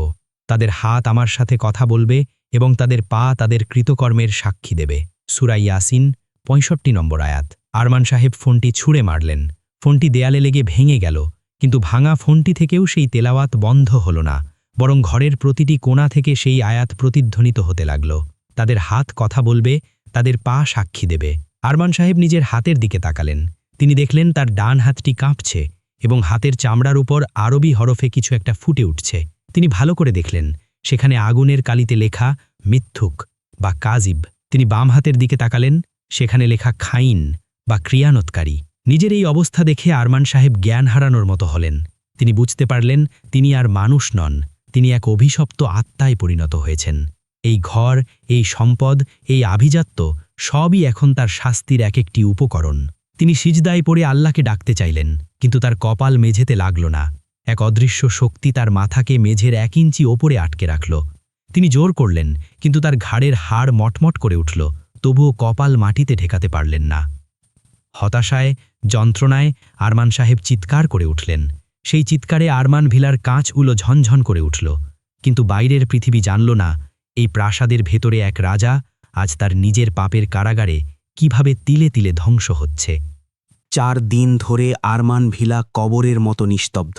আরমান সাহেব তার শয়নকক্ষের মেঝেতে পড়ে আছেন। তার শরীর এখন কঙ্কালসার, চোখ দুটো কোটরে ঢোকে গেছে। পানির পিপাসায় তার বুক ফেটে যাচ্ছে, কিন্তু তার নড়াচড়া করার শক্তি নেই। তার আলিশান খাট, দামি আসবাবপত্র সবকিছু এখন তাকে উপহাস করছে। ঘড়ির কাঁটা রাত ৩টে ছুঁই ছুঁই। হঠাৎ আরমান অনুভব করলেন তার পায়ের দিক থেকে শরীর অবশ হতে শুরু করেছে। মনে হচ্ছে কেউ বরফের টুকরো ঘষে দিচ্ছে তার পায়ের তলায়। তিনি পা নাড়াতে চাইলেন, কিন্তু পারলেন না। এই শীতলতা ধীরে ধীরে ওপরের দিকে উঠছে। মহান আল্লাহ পবিত্র কুরআনে এই মুহূর্তটির কথা স্মরণ করিয়ে দিয়ে বলেছেন, মৃত্যু যন্ত্রণা সত্যিই আসবে। এটা তো সেই বিষয় যা থেকে তুমি পালিয়ে বেড়াতে। সূরা কাফ ১৯। আরমান সাহেবের শ্বাস নিতে কষ্ট হচ্ছে। গলার ভেতর থেকে এক অদ্ভুত ঘর ঘর শব্দ বের হচ্ছে। একেই ইসলামী পরিভাষায় বলা হয় গড়গড়া বা রুহ কণ্ঠনালীতে চলে আসার মুহূর্ত। এই সময় তওবার দরজা চিরতরে বন্ধ হয়ে যায়। আরমান চিৎকার করতে চাইলেন, আমাকে মাফ করে দাও, কিন্তু তার জিহ্বাটি যেন পাথরের মতো ভারী হয়ে মুখের ভেতর উল্টে আছে। হঠাৎ ঘরের পরিবেশ বদলে গেল। ঘরের সিলিং বা ছাদটি যেন উধাও হয়ে গেল। আরমান দেখলেন ছাদের বদলে সেখানে এক অসীম অন্ধকার আকাশ। সেই আকাশ থেকে নেমে আসছে ভয়ানক দর্শন কিছু সত্তা। তারা মানুষ নয়, জিনও নয়। তাদের গায়ের রং আলকাত্রার মতো কালো, চোখগুলো নীল আগুনের মতো জ্বলছে। তাদের হাতে আগুনের চাবুক এবং লোহার ডান্ডা। এরা হলেন আজালের ফেরেস্তা। আরমান ভয়ে চোখ বন্ধ করতে চাইলেন, কিন্তু তার চোখের পাতা নড়ল না। ফেরেস্তারা ঘরের চারপাশে ঘিরে দাঁড়ালেন। তাদের একজন আরমানের দিকে তাকিয়ে বিকট হুঙ্কার দিলেন, যা শুনে আরমানের মনে হল তার কানের পর্দা ফেটে যাচ্ছে। ফেরেস্তাটি বললেন, হে আল্লাহর দুশমন, হে মিথ্যাবাদী, সারা জীবন তুই হারাম খেয়েছিস, মিথ্যা বলেছিস, আজ তোর পালানোর পথ কোথায়? ঠিক সেই মুহূর্তে আরমান দেখলেন তার মাথার শিরায় এসে বসেছে এক বিশাল ছায়ামূর্তি। তার আকৃতি এত বিশাল যে তার মাথা আকাশের ছাদ স্পর্শ করছে বলে মনে হয়। তার চেহারা বর্ণনাতীত ভয়ঙ্কর। ইনি মালাকুল মৌত বা মৃত্যুঞ্জয়ী ফেরেস্তা আজরাইল আলাইহিসসালাম। পাপীদের জন্য তিনি ভয়ঙ্কর রূপ ধারণ করে আসেন। মালাকুল মৌত আরমানের মুখের দিকে তাকিয়ে বললেন, হে খাবিস রূহ অর্থাৎ অপবিত্র আত্মা, বের হয়ে আয় তোর রবের অসন্তুষ্টি ও ক্রোধের দিকে। আজ তোর জন্য রয়েছে লাঞ্ছনাদায়ক শাস্তি। এই ডাক শোনার পর আরমানের রূহ বা আত্মা ভয়ে শরীরের ভেতর পালাতে শুরু করল। সে বুঝতে পারল বের হলেই বিপদ। আত্মাটি ভয়ে আরমানের পায়ের নখে, হাতের আঙুলে এবং মস্তিষ্কের কোষে লুকিয়ে পড়তে চাইল। তখন আজাবের ফেরেস্তারা তাদের হাতের আগুনের চাবুক দিয়ে আরমানের শরীরে আঘাত করতে শুরু করলেন। বাইরে থেকে কোনো দাগ দেখা যাচ্ছে না, কিন্তু আরমান অনুভব করলেন তার শরীরের প্রতিটি হাড় চূর্ণ বিচূর্ণ হয়ে যাচ্ছে। রাসূলুল্লাহ সাল্লাল্লাহু আলাইহি ওয়াসাল্লাম বলেছেন, কাফের বা পাপিষ্ঠ ব্যক্তির জান বের করার সময় মালাকুল মৌত তার রুহকে এমনভাবে টেনে বের করেন যেমন ভেজা পশমের ভেতর দিয়ে কাঁটাযুক্ত লোহার শলাকা টেনে বের করা হয়। এতে তার শিরা উপশিরা সব ছিঁড়ে যায়। মিশকাতুল মাসাবি। মালাকুল মৌত হাত বাড়িয়ে আরমানের রুহ ধরতে গেলেন। আরমান অনুভব করলেন তার শরীরের চামড়াকেও জ্যান্ত ছাড়িয়ে নিচ্ছে। মনে হলো হাজার হাজার তরবারি দিয়ে তাকে একসাথে কোপানো হচ্ছে। তার চোখ দুটো উল্টে কপালে উঠে গেল। অসহ্য যন্ত্রণায় তার মুখ হাঁ হয়ে গেল, কিন্তু কোনো শব্দ বের হল না। তার মনে পড়ল সেই এতিম ইয়াসিনের কথা, যার কান্না সে শুনিনি। মনে পড়ল সেই মিথ্যা কসমের কথা। প্রতিটি মিথ্যার স্মৃতি এখন এক একটি বিষাক্ত বিছা হয়ে তাকে দংশন করছে। মালাকুল মৌত এক হ্যাচকা টানে তার রুহটি শরীর থেকে বের করে আনলেন। সাথে সাথে আরমানের নিথর দেহটি মেঝেতে ধপাস করে পড়ে গেল। রুহটি বের হওয়ার সাথে সাথে ঘর জুড়ে এক অসহ্য পচা দুর্গন্ধ ছড়িয়ে পড়ল। এই দুর্গন্ধ কোনো মরা পশুর চেয়েও জঘন্য। ফেরেস্তারা সেই দুর্গন্ধযুক্ত রুহটিকে একটি চটের মতো মোটা এবং অমসৃণ কাপড়ে পেঁচিয়ে নিলেন। আরমানের রুহ তখন চিৎকার করছে, আমাকে কোথায় নিয়ে যাচ্ছ? আমি যেতে চাই না। কিন্তু ফেরেস্তারা বললেন, তোর জন্য আকাশের দরজা খোলা হবে না। তোর ঠিকানা সিজ্জিন অর্থাৎ জাহান্নামীদের রুহ রাখার স্থান। মেঝের ওপর পড়ে রইল আরমান সাহেবের লাশ। তার চোখ দুটো খোলা, তাতে এখনও লেগে আছে চরম আতঙ্কের ছাপ। মুখটি বাঁকা হয়ে আছে, জিহ্বাটি মুখের বাইরে ঝুলে আছে, ঠিক যেমনটি তিনি স্বপ্নে দেখেছিলেন। তার হাত দুটো এমনভাবে মুঠো করা যেন তিনি শেষ মুহূর্তেও নিজের সম্পদ আঁকড়ে ধরে রাখতে চেয়েছিলেন। বাইরের পৃথিবী তখন ভোরের আলোয় আলোকিত হচ্ছে, পাখিরা ডাকছে, কিন্তু আরমান ভিলার দোতলার ওই ঘরটি এখন এক অভিশপ্ত মৃত্যুপুরী। আরমানের জাগতিক ক্ষমতার দম্ভ আজ ধুলোয় মিশে গেল। তিনি এখন শুধুমাত্র একটি লাশ, যার কোনো নাম নেই, পরিচয় নেই। আছে শুধু রেখে যাওয়া মিথ্যার পাহাড় আর সামনে অপেক্ষা করা অনন্তকালের আজাব। আরমান ভিলার দোতলার দরজা ভেঙে যখন আরমান সাহেবের লাশ উদ্ধার করা হলো, তখন সকাল 10টা।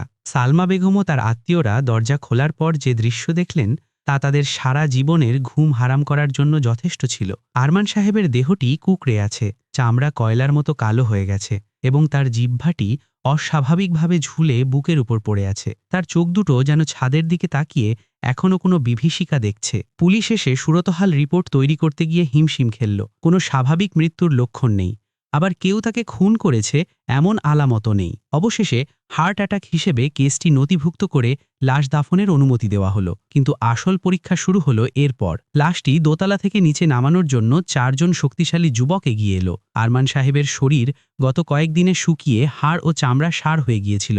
ওজন বড়জোর 50 কেজি হবে। কিন্তু 4 জন যুবক যখন লাশটি তোলার চেষ্টা করল, তখন মনে হলো লাশটি মেঝের সাথে পেরেক দিয়ে গেঁথে রাখা হয়েছে। তারা সর্বশক্তি প্রয়োগ করল, কিন্তু লাশ 1 ইঞ্চিও নড়ল না। উপস্থিত আত্মীয়রা অবাক হয়ে গেল।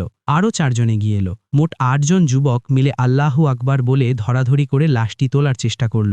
লাশটি উঠল, কিন্তু তাদের মনে হলো তারা কোনো মানুষের লাশ নয়, বরং হাজার মনের কোনো পাথরের পাহাড় কাঁধে নিয়েছে। তাদের ঘাড়ের রগ ফুলে উঠল, শরীর ঘামে ভিজে গেল। সিঁড়ি দিয়ে নামানোর সময় দুবার খাটিয়াটি কাঁত হয়ে পড়ে যাওয়ার উপক্রম হলো। গ্রামের প্রবীণরা ফিসফিস করতে লাগলেন। একজন মুরব্বী বললেন, আমি আমার জীবনে বহু লাশ বহন করেছি, কিন্তু এমন ভারী লাশ দেখিনি। এটা সাধারণ কোনো ভার নয়, এটা হলো পাপের ভার। বান্দা যখন হকের টাকা মারে আর মিথ্যে বলে, তখন সেই পাপ তার লাশের উপর চেপে বসে। আল্লাহ আমাদের মাফ করুন। কোনো রকমে লাশটি বাড়ির উঠানে গোসলের খাটিয়ায় শোয়ানো হলো। গোসল করানোর জন্য অভিজ্ঞ মানুষ করিম মিয়া এবং মসজিদের নতুন ইমাম সাহেব প্রস্তুত। পাশে বড় পাতিলে গরম পানি আর বড়ই পাতা রাখা আছে। করিম মিয়া কাঁচি দিয়ে আরমান সাহেবের গায়ের জামা কাটতে শুরু করলেন। জামাটি শরীর থেকে সরাতেই উপস্থিত সবাই নাউজুবিল্লাহ বলে চোখ ফিরিয়ে নিল। আরমানের পিঠ এবং বুকে কালশিটে দাগ, যেন কেউ তাকে চাবুক দিয়ে পিটিয়েছে। দাগগুলো থেকে কালচে রক্ত চুইয়ে পড়ছে। ইমাম সাহেব সবাইকে সাহস দিলেন, ভয় পাবেন না, এটা মৃত মানুষের দোষ গোপন রাখার সময়। আপনারা শুধু আল্লাহর জিকির করুন। কিন্তু গোসল শুরু করতেই এক অলৌকিক ঘটনা ঘটল। করিম মিয়া যখনই মগ দিয়ে পানি আরমানের গায়ে ঢাললেন, ঠিক তখনই ছ্যাঁত করে শব্দ হলো। মনে হলো পানি কোনো উত্তপ্ত লোহার কড়াইয়ে পড়েছে। শরীর থেকে ধোঁয়া বের হতে লাগল। পানি শরীর স্পর্শ করছে না, বাষ্প হয়ে উড়ে যাচ্ছে। করিম মিয়া ভয়ে মগ ফেলে দিয়ে পিছিয়ে গেলেন। হুজুর, আমি পারব না, এই লাশ অভিশপ্ত, পানি এই শরীর গ্রহণ করছে না। ইমাম সাহেব কাপা কাপা হাতে নিজেই পানি ঢালতে গেলেন। তিনি উচ্চস্বরে ইস্তেগফার পড়তে লাগলেন। অনেক কষ্টে পানি ঢালা হলো, কিন্তু শরীর থেকে ময়লা বা রক্ত কিছুই পরিষ্কার হলো না। বরং যতবার হাত দিয়ে ডলা দেওয়া হলো, ততবার চামড়া উঠে মাংস খসে পড়তে লাগল। মনে হলো শরীরটি পচে গলে যাচ্ছে। সবচেয়ে ভয়াবহ দৃশ্যটি দেখা গেল যখন আরমানের মুখের কাপড় সরানো হলো। তার ঝুলে থাকা জিহ্বাটি ভেতরে ঢোকানোর চেষ্টা করতেই তার কান এবং নাক দিয়ে হাজার হাজার ছোট ছোট পোকা বের হতে শুরু করল। পোকাগুলো দেখতে সাধারণ পোকার মতো নয়, এগুলো লাল রঙের এবং এগুলোর শরীর থেকে আগুনের মতো আভা বের হচ্ছে। পোকাগুলো মুহূর্তের মধ্যে গোসলের খাটিয়া ছেয়ে বলল। উপস্থিত জনতা ভয়ে চিৎকার করে উঠল। পোকাগুলো লাশের শরীর কামড়ে ধরে আছে, যেন তারা এখনই তাদের ভোজ শুরু করে দিয়েছে। পানি দিয়ে ধুয়েও পোকাগুলো সরানো গেল না। হাদিস শরীফে এসেছে, কবরে মিথ্যুক ব্যক্তির চোয়াল চিরে ফেলা হবে এবং তাকে এমন আজাব দেওয়া হবে যা কিয়ামত পর্যন্ত চলতে থাকবে। আরমান সাহেবের ক্ষেত্রে মনে হচ্ছে কবরের সেই আজাব মাটির উপরেই শুরু হয়ে গেছে। পরিস্থিতি নিয়ন্ত্রণের বাইরে চলে যাওয়া দেখে ইমাম সাহেব বললেন, আর দেরি করা যাবে না, গোসল যতটুকু হয়েছে তাতেই কাফন পরাতে হবে। আল্লাহ যা চান তাই হয়। কাফনের কাপড় পরানোর সময় আরেক বিপত্তি। সাদা কাপড়টি শরীরে জড়াতেই সেটি জায়গায় জায়গায় ছিঁড়ে যেতে লাগল, যেন অদৃশ্য কোনো শক্তি লাশটিকে আবৃত করতে বাধা দিচ্ছে। শেষ পর্যন্ত 3টি কাপড় নষ্ট হওয়ার পর কোনোমতে লাশটি ঢাকা হলো। গোসল শেষে যখন লাশটি খাটিয়ায় রাখা হলো, তখন উঠান জুড়ে এক অসহ্য দুর্গন্ধ ছড়িয়ে পড়ল। আতর, গোলাপ জল কিছুই সেই গন্ধ ঢাকতে পারল না। গ্রামের মানুষ যারা জানাজায় অংশ নিতে এসেছিল, তারা অনেকেই নাকে রুমাল দিয়ে দূরে সরে গেল। কাক আর শকুনের পাল বাড়ির চালের উপর বসে কা কা করতে লাগল। আরমানের ছেলে রাশেদ, যে বিদেশ থেকে সদ্য ফিরেছে, বাবার এই অবস্থা দেখে হাউমাউ করে কাঁদতে লাগল। সে বাবার লাশের পাশে দাঁড়িয়ে বলল, আব্বা, কেন তুমি এমন করলে? কেন তুমি আমাদের হারাম খাওয়ালে? আজ তোমার এই কষ্টের ভাগ নেওয়ার মতো কেউ নেই। লাশ নিয়ে যখন কবরস্থানের দিকে রওনা হলো, তখন আকাশ সম্পূর্ণ কালো হয়ে গেল। অথচ আবহাওয়ার পূর্বাভাসে বৃষ্টির কোনো কথা ছিল না। মেঘের গর্জনে মনে হলো আসমান ফেটে পড়বে। আর সেই সাথে লাশের খাটিয়াটি বহনকারীরা অনুভব করল খাটিয়াটি ডানে বামে মোচড় দিচ্ছে, যেন লাশটি ছিটকে পড়ে যেতে চাইছে। গ্রামের মানুষ বুঝতে পারল তারা শুধু একটি লাশ দাফন করতে যাচ্ছে না, তারা একটি জীবন্ত শিক্ষাকে মাটির নিচে চাপা দিতে যাচ্ছে। কিন্তু মাটি কি এই শরীর গ্রহণ করবে? কবরস্থানের মাটি কি শান্ত থাকবে, নাকি সেখানেও অপেক্ষা করছে আরও বড় কোনো অলৌকিক ঘটনা? আমরা আবার ফিরে এলাম সেই ঝাউতলা কবরস্থানে, যেখানে গল্পের শুরু হয়েছিল। রাত এখন আরও গভীর। মেঘের গর্জন এবং বিদ্যুতের চমকানি বেড়ে গেছে। আরমান সাহেবের লাশের খাটিয়া কবরের পাশে রাখা। কবরের ভেতরে সেই বিশাল টেকো সাপ সুজাউল আকরা কুণ্ডলি পাকিয়ে বসে আছে, যার চোখ দিয়ে আগুনের ভাঁটা বের হচ্ছে। ইমাম মাওলানা ইউসুফ রাহিমাহুল্লাহ এবং উপস্থিত মুসল্লিরা ভয়ে কয়েক কদম পিছিয়ে দাঁড়িয়ে আছেন। আরমানের ছেলে রাশেদ বাবার লাশের পাশে বসে হাউমাউ করে কাঁদছে। সে চিৎকার করে বলছে, ওরে বাবারে, এই সাপ কোত্থেকে এলো? আমার বাবাকেই আগুনের গর্তে নামাবো কিভাবে? পরিস্থিতি নিয়ন্ত্রণের বাইরে চলে যেতে দেখে মাওলানা ইউসুফ এগিয়ে এলেন। তিনি অত্যন্ত আল্লাহওয়ালা এবং সাহসী মানুষ।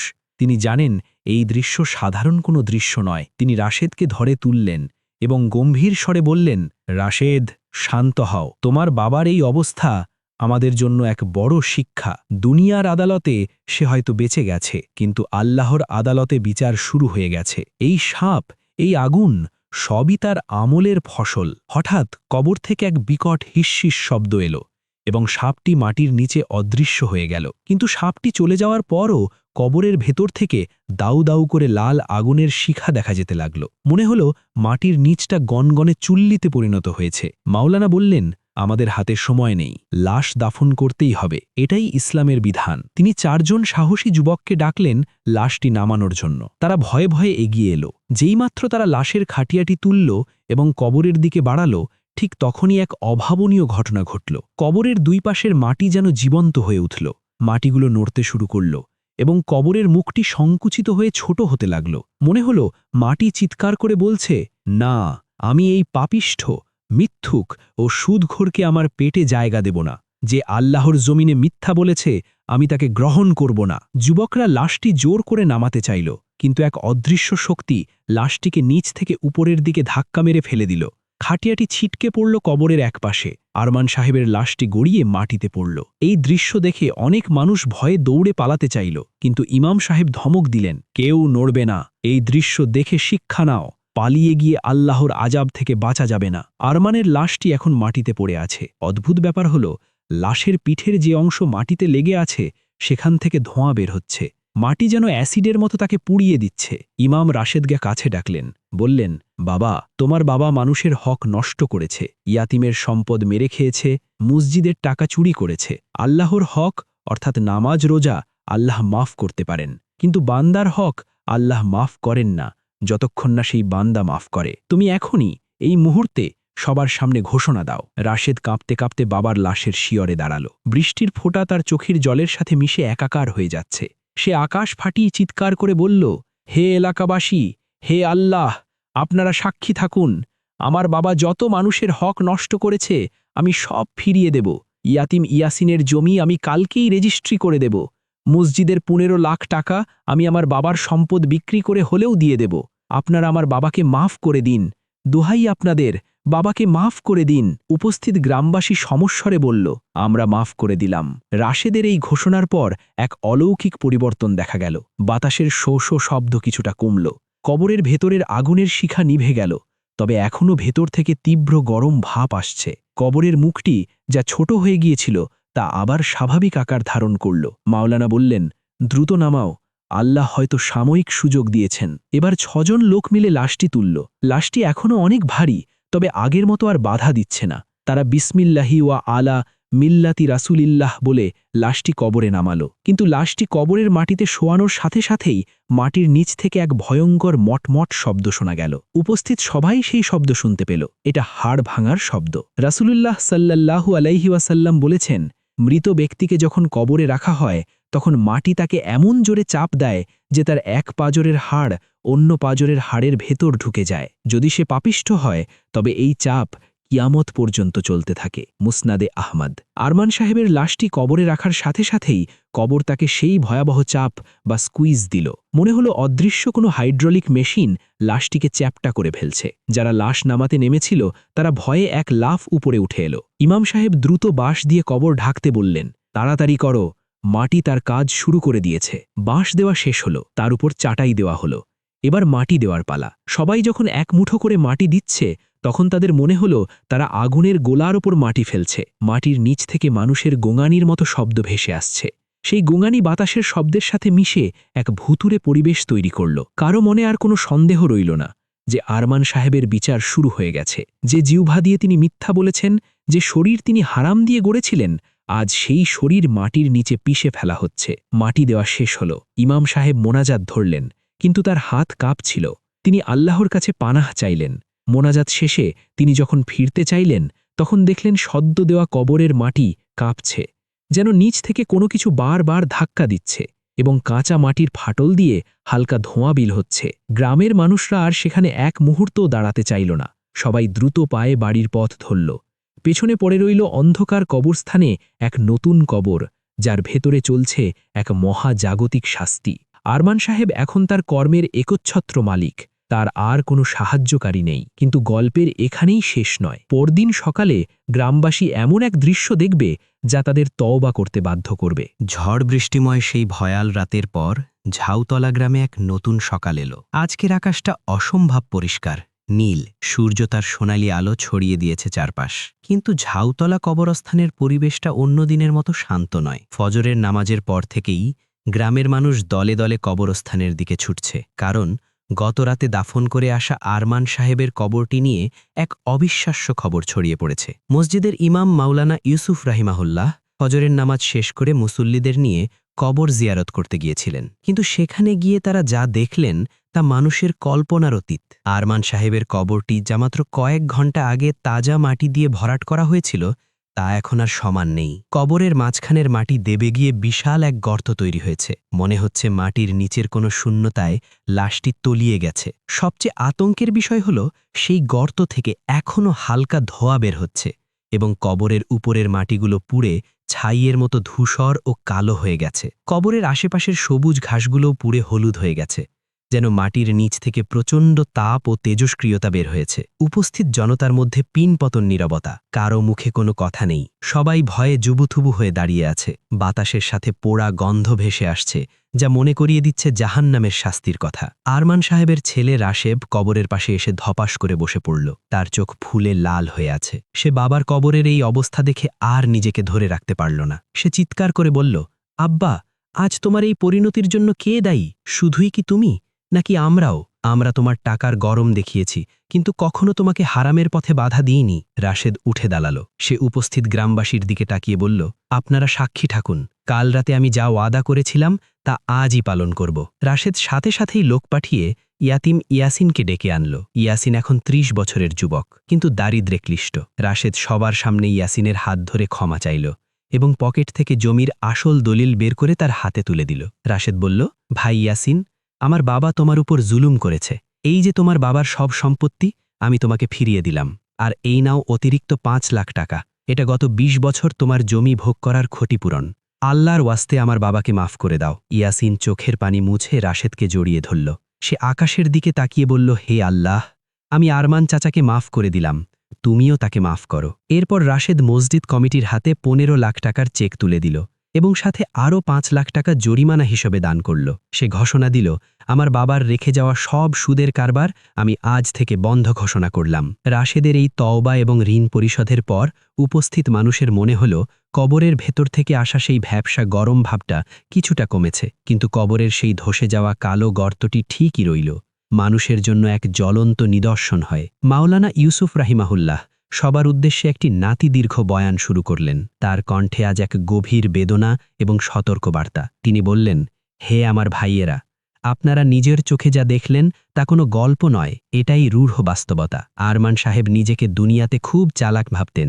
তিনি মিথ্যা বলে ধোঁকা দিয়ে সম্পদের পাহাড় গড়েছিলেন, কিন্তু আজ তার সেই সম্পদ তার কোনো কাজে এলো না, বরং সেই সম্পদই তার জন্য আযাবের কারণ হল। তিনি পবিত্র কোরআনের সূরা আল ইমরানের ৬১ নম্বর আয়াতের প্রসঙ্গ টেনে বললেন, আল্লাহ মিথ্যাবাদীদের উপর লানাত বা অভিশাপ বর্ষণ করেছেন।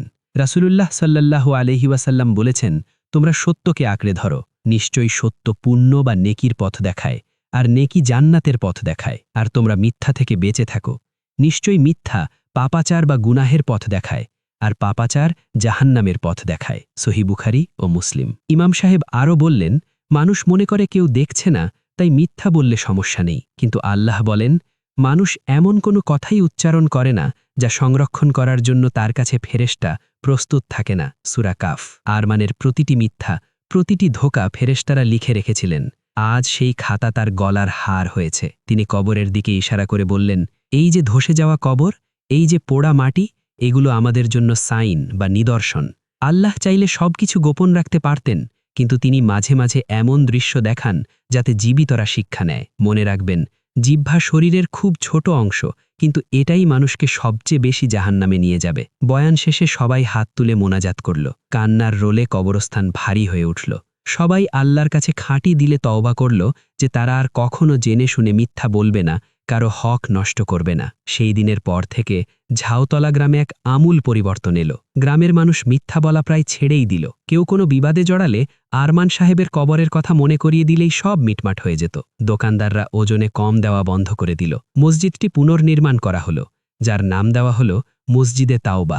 আরমান ভিলাটি এখন আর কেউ ব্যবহার করে না। রাশেদ এবং তার পরিবার সেই বাড়িটি এতিমখানা হিসেবে দান করে দিয়েছে। সেখানে এখন এতিম শিশুরা থাকে, কোরআন তেলাওয়াত করে। হয়তো এই এতিমদের দোয়ায় আরমান সাহেবের কবরের আযাব কিছুটা লাঘব হবে, এই আশায় রাশেদ দিন কাটায়। কিন্তু গ্রামের শেষ প্রান্তের সেই কবরটি আজও এক ভীতি জাগানিয়া সাক্ষী হয়ে দাঁড়িয়ে আছে। অমাবস্যার রাতেও নাকি সেই কবরস্থানের পাশ দিয়ে গেলে বাতাসের মধ্যে ফিসফিস করে একটি আওয়াজ শোনা যায়, মিথ্যা, সব মিথ্যার পরিণাম।